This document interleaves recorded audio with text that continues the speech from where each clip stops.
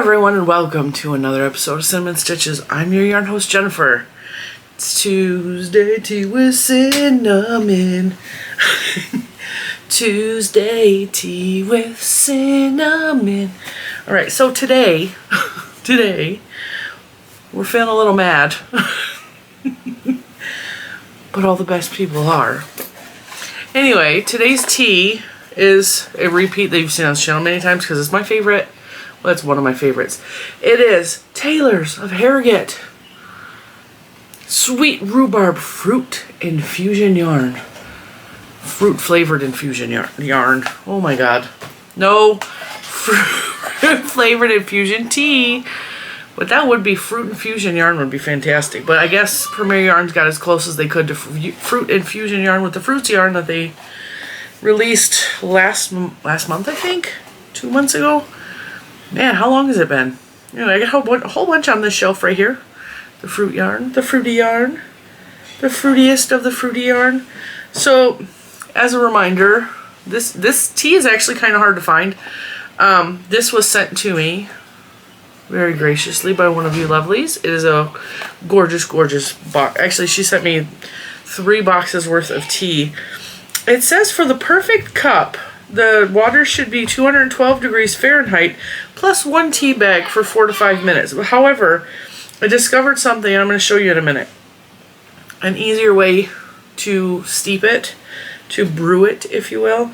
So this has hibiscus, rose hips, sweet blackberry leaves, natural flavoring, apple, natural rhubarb flavoring. And I will link this below if I can find it. However, I feel like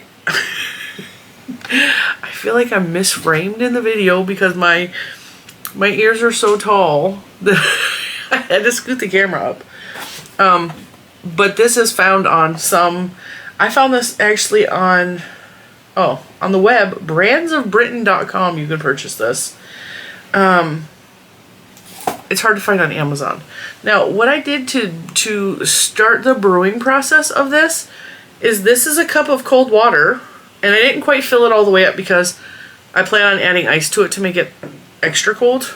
Because it's hot outside. I like cold tea. So I left some room for ice for, displacement. I just put cold water from the refrigerator filtration system. And I put 2 bags in. And it's just been steeping for about 20 minutes. And it is just about done. It's got, when you cold brew it, you can really get like vanilla notes that come from it. It's delicious. And because this is cold water out of the tap, I actually don't need ice because it's still kind of cold, but we're going to add ice anyway. Yeah, no hot water, no boiling it, no transferring it from one cup to the next over ice. And it doesn't water it down as much. So I just cold brewed this, which I know is probably blasphemy in Britain. But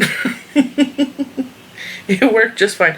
This doesn't say anything about cold brewing it. So, we discovered we could cold brew it, and it's just fine. Yeah, it says for the perfect, you gotta boil it first. You ain't gotta boil it. You just let it steep in some. And actually, this would probably make really good sun tea. So if you live other places other than places that make sun tea, to make sun tea, you just put a whole bunch of tea bags in a big pitcher, a closed container that bugs can't get into. You put it in with the water and you set it out in the sun, and the sun heats up the water enough to brew the tea. Then you have sun tea. It is really delicious. However, you can also cold brew this stuff. Not all tea cold brews real well. So just keep that in mind. So today, this video is not going to be very long because I have some things that I'm working on that I cannot show you yet, but I'm going to give you a sneak peek.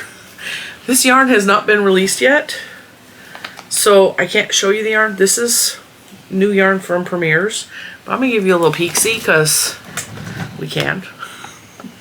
So shh, don't tell nobody, look. Something I'm working on. That will be on the channel very soon. It is so pretty and I'm having so much fun working that up. So yeah, shout out to Premier Yarns. That's a lot of fun.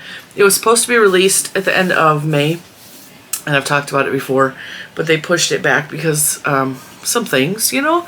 And so instead we got to show you the wonderful Dottie yarn, which is fantastic. I worked up a little bit of this in case you missed yesterday's episode where I should have shown this. I'm recording these way out of order. I haven't even recorded that video yet. I'm recording the tea video first. So I should have showed you that in yesterday's video. And I used some of the Dottie yarn mixed with Eversoft. It was amazing. I had so much fun working on that. Really, really enjoyed that whole process. So, while you are watching this video, I am currently not at home. I am out of town. So we're just trying to make sure there's filler videos in while I'm gone. So that, because I don't get vacation pay from YouTube. That would be fantastic if you did, but I still have to make videos so I can still earn my weekly paycheck. Definitely, that is good. Very, very refreshing. Nice and cold and light. I don't know, which ears you like better, these or these? I'm totally digging the teacup ones. I just bought these. And I was like, I saw them. They got released. They're part of the 50th celebration from Disney. These are just made out of cheap foam. So I don't think these are going to last very long, but... and these were kind of expensive. Mad Tea Party! I saw these on Shop Disney. They were released as a... they're doing a monthly thing. They base ears and a Mickey Mouse and I think a pin off of an attraction at Disney World. So I think January's or February's was Space Mountain. The recent release is the spinning teacups from Alice in Wonderland. And so when I saw these ears, I have a tea set in there that's a teapot and teacups. You would have seen one of the teacups on my Instagram, I think last week. I saw these released and I was like, I have to have those for Tuesday Tea with Cinnamon. I was so excited. They were expensive. They were like $34, which I never ever pay that much for ears. I don't even think these were that much, and these are the special pass holder edition ones. But I had to. I was like, I have to, because you guys already know I am a Disney fanatic. There's Elliot, there's Mickey, there's Minnie, there's Steamboat Willie. Like, there is Disney. Disney's all around my room. So, these are the best. I found these ones at the thrift store. I have Minnie too, but Minnie is upstairs in my bedroom. These are from the release. They still have the tag on them. Let's see, where does it say? January 28th. I think these are 1982. So I believe that these were from the opening of Epcot or sometime around then. I might be wrong. The other ones have the year. These just say January 28th, which ironically is my dad's birthday. The other one upstairs, I believe, has the year on it, which I believe was the year that Epcot opened. Are these not cute? I found those at the thrift store. Mickey and Minnie. I was like, holy man. As soon as I saw them, and I found them at Goodwill. As soon as I saw them, I was like, me and little man gotta have these. And of course, he wanted the Minnie Mouse one because he has been obsessed with Minnie Mouse since he was little. Like, well, he is still little. He's only 7, but he's been obsessed with Minnie Mouse since he was a baby. The first time we took him to Disney World, he was 8 months old. And I figured Mickey Mouse is like the man, right? He's the leader of everything. He's the leader of the... how's the song go? He's the leader of the something. It's made for you and me. M-I-C-K-U-I-M-O-U-S-E. What is the word? It doesn't matter. Anyway, I figured he's going to love Mickey Mouse. This child could not take his eyes off of Minnie Mouse, and he has been like that ever since. He is just obsessed with Minnie Mouse. He is in love with her, and I will never forget that trip. He was, like I said, he was 8 months old. He was eating solids already. He was not walking, but he was like sitting up very well. He would sit in his high chair at like restaurants and stuff. And Juju was only 10 at the time. So we took them to, there's a restaurant in Epcot called Akershus. And they had, at the time, I don't know if they ever brought that dining plan back, or the dining, anyway. At the dinner, they would have the princesses come out. My brain is in 8 million places today, so I'm having a hard time concentrating on just one train of thought. It's going everywhere. We took them to the princess dinner, and the princesses, or breakfast, it was a breakfast. The princesses come out and greet you while you're eating at the table. And Cinderella came out, and little man grabbed her hand and was trying to suck on her glove. And so it was the sweetest thing ever. She said, this was way before the pandemic and all the germs and everybody was scared of the fungalitis. She said, oh, Prince, you're kissing my hand. How sweet. Let me return the favor. And she grabbed his head and put big giant red lips on his head. And then after that, Snow White also gave him big red lips on his cheek, I believe. He was only 8 months old. Sweetest thing ever. And then his shoe fell off. And Cinderella was walking by. And she's all, your shoe has fallen off.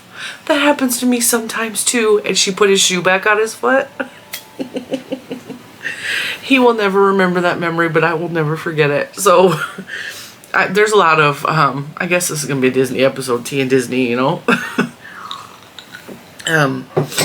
There's a lot of people that say, don't take your babies to Disney until they're like at least 5 years old. They're never going to remember it. It's not for them. It's not. It's for you.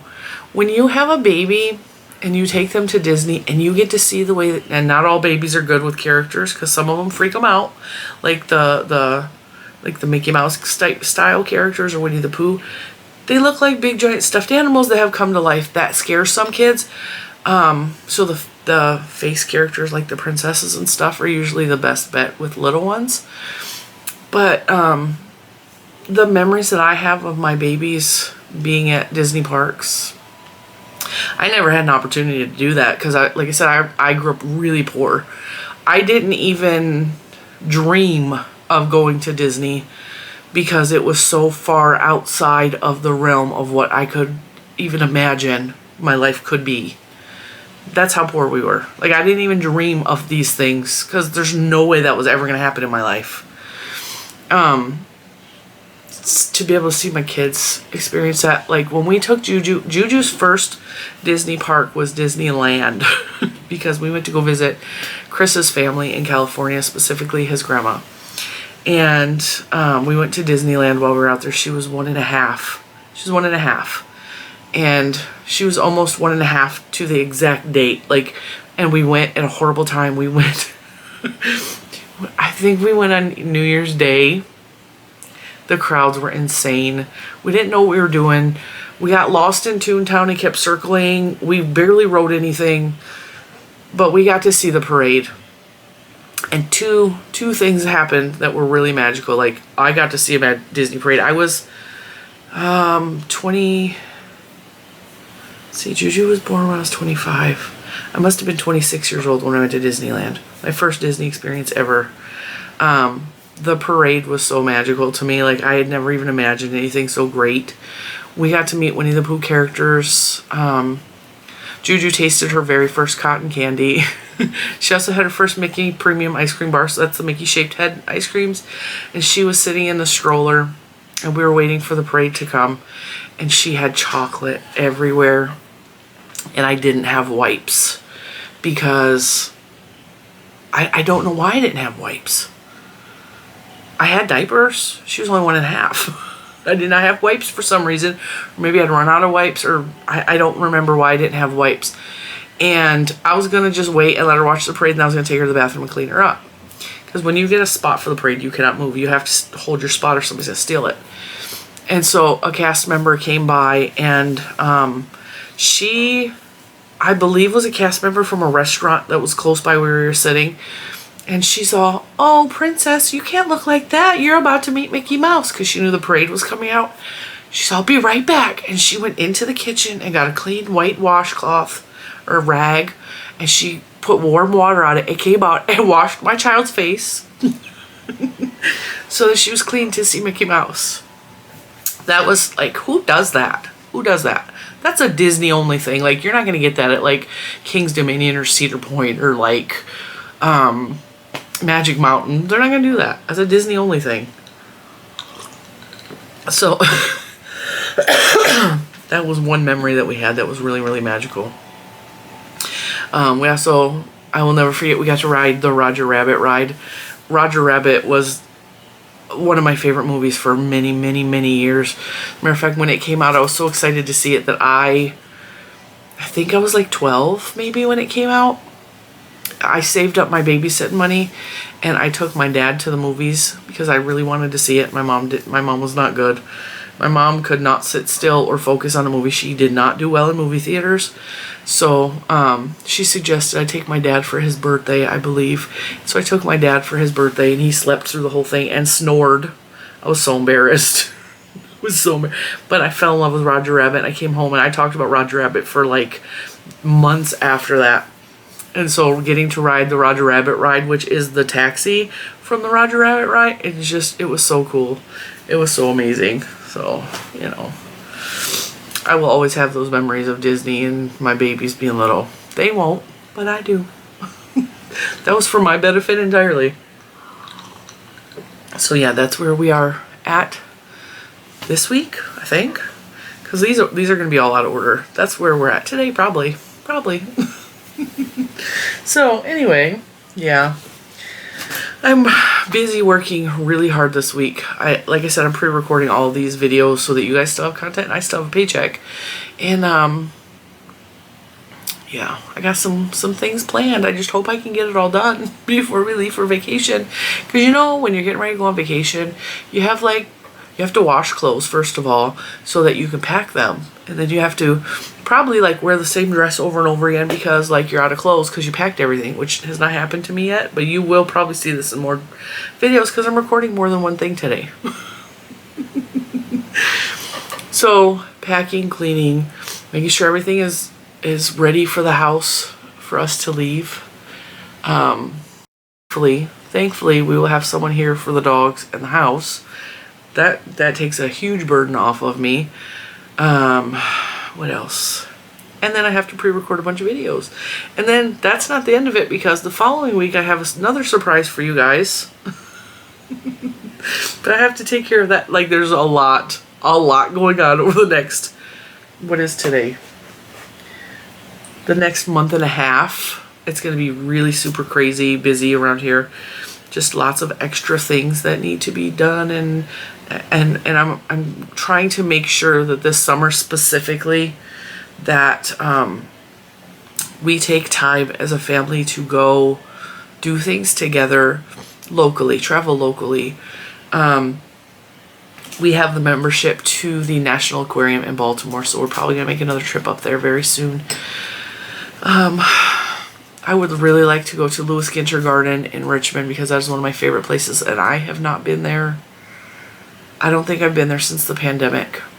Or maybe I've been there once since the pandemic, but it was still in the process. You had to wear masks and that was not enjoyable. Who wants to go look at flowers and you can't smell them, you know? So I really like to do that as well. There's lots of local things that I would like to go do with the kids.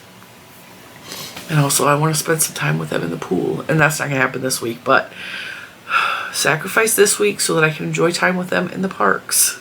But I've also been requested, if those of you that don't know, I do have another channel.